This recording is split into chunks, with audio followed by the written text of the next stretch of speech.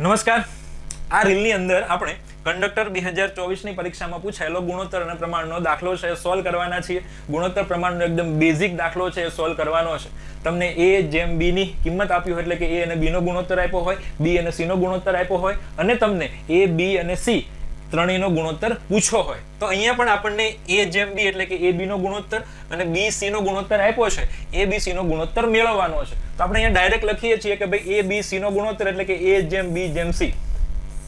સાહેબ હવે અહીંયા શું કરવાનું તો કે a અને b ની નીચે a અને b નો જે ગુણોત્તર એમાં જે કિંમતો આપી છે એ લખી દેવાની। તો a જેમ b બરાબર શું આપ્યું છે 5 જેમ 7 તો a ની નીચે 5 b ની નીચે 7 લખી દો।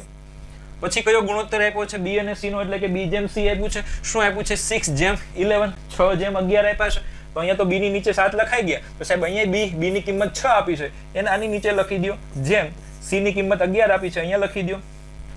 હવે સાહેબ આપણે શું કરવાનું તો કે હવે આપણે abc નો ગુણોત્તર મેળવવાનો છે તો સૌથી ટૂંકી રીત કઈ છે તો કે અહીંયા જો આ c ની નીચેની જે જગ્યા છે એ ખાલી છે તો અહીંયા સાતડો દેખાય છે તમને અહીંયા આગળ એ સાતડો અહીંયા મૂકી દેવાનો છે।